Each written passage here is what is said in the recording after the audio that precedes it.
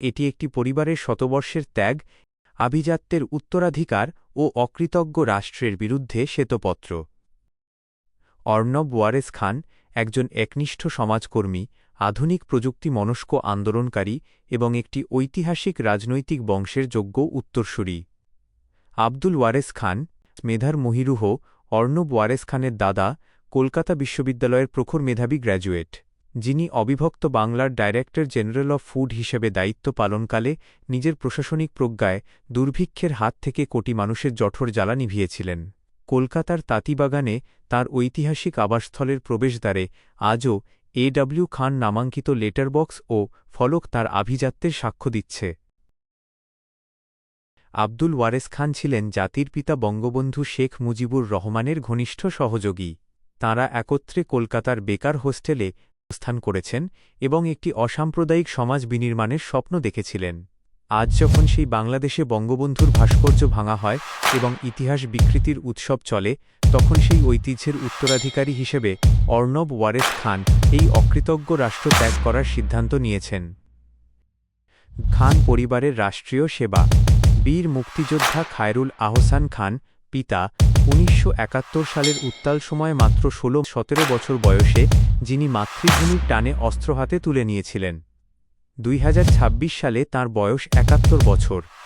আজ যে পতাকা শোষকদের গাড়িতে ওড়ে, তা অর্জনে তাঁর রক্ত ও ঘাম মিশে আছে। অথচ আজ এই অকৃতজ্ঞ জাতি মুক্তিযোদ্ধাদের গলায় জুতোর মালা পরিয়ে উল্লাস করে, যা এই পরিবারের জন্য এক অসহনীয় অপমান। জাতীয় নেতা মঞ্জুরুল আহসান খান, চাচা, যার রাজনৈতিক সততা ও নির্লোভ জীবন এই কলুষিত রাষ্ট্রের জন্য এক চপেটাঘাত। এই পরিবার রাষ্ট্রকে কেবল দিয়েই গেছে, বিনিময়ে পেয়েছে অবজ্ঞা আর ষড়যন্ত্র। মেজর জেনারেল এনামুল হক খান, মেজদাদা, বিজিবি তৎকালীন বিডিআর এর সাবেক মহাপরিচালক, যিনি রাষ্ট্রের সীমানা ও শৃঙ্খলা রক্ষায় আমৃত্যু অতন্দ্র প্রহরী ছিলেন। রাজনৈতিক ও বিচারিক অবমাননার শ্বেতপত্র। নির্বাচনী ষড়যন্ত্র। ফেব্রুয়ারি ২০২৬, জামালপুর ২ আসনে স্বতন্ত্র প্রার্থী হিসেবে অর্ণব ওয়ারেস খানের অংশগ্রহণ ছিল আদর্শিক, কিন্তু প্রতীক বরাদ্দে নজিরবিহীন গড়িমসি এবং আইনি লড়াই চলাকালীন স্বয়ং অ্যাটর্নি জেনারেলের অনাকাঙ্ক্ষিত হস্তক্ষেপ প্রমাণ করে যে রাষ্ট্রযন্ত্র সুপরিকল্পিতভাবে তার মেধা ও নেতৃত্বকে দমন করতে চেয়েছিল। ১২ই ফেব্রুয়ারি নির্বাচনের আগে কোনো সিদ্ধান্ত না দিয়ে ৩ মার্চ ২০২৬ তারিখে হাইকোর্ট নামমাত্র শুনানি শেষে রিটটি খারিজ করে দেয়। এই পদ্ধতিগত বিলম্ব কেবল একটি আইনি প্রক্রিয়া নয়, বরং এটি একজন প্রার্থীর গণতান্ত্রিক অধিকারের প্রকাশ্য হরণ। হাইকোর্টের এই একতরফা সিদ্ধান্তের বিরুদ্ধে সুপ্রিম কোর্টে আপিল করা হলেও ২০২৬ সালের এই আধুনিক যুগেও বিচার বিভাগের ধীর গতির কারণে কোনো শুনানির তারিখ পাওয়া যায়নি। এই বিচারিক স্থবিরতা প্রমাণ করে যে এই জনপদে মেধা ও সত্যের কোনো মূল্যায়ন নেই। ওরে বাঘ চাহিয়া পাইলাম ঘোড়া রে ভাই, ঘোড়া চাইলে গাধা। সব খেলা ভাই ধানের শীষের আর খেলা দাড়ি পাল্লার খেলায় নৌকা যে আজ নাই, খেলায় নৌকা যে আজ নাই। আমরা কি আমাদের এই বাংলাদেশের লোক, নাকি সেই পূর্ব পাকিস্তানের লোক? দেশটাকে আমরা ছেড়ে যেতে দেব না।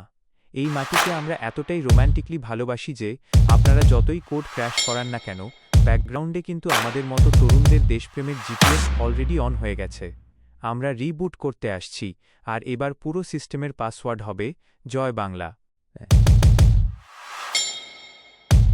একাত্তরের চেতনা অমর হোক, শোষক ও রাজাকার মুক্ত বাংলাদেশ দীর্ঘজীবী হোক। জয় বাংলা। এবার উল্টা খেল দেখাবো, ঘোড়া মার্কায় ভোটটা দিয়া রাজার গদি নিব। ওরে মন, সবাই রাজার গদি নিব। আমরা ঘোড়া মার্কার লোক, আমরা জয় বাংলার লোক, আমরা জামালপুরের লোক। ওরে মন, আমরা অর্ণব ভাইয়ের লোক, আমরা জামালপুরের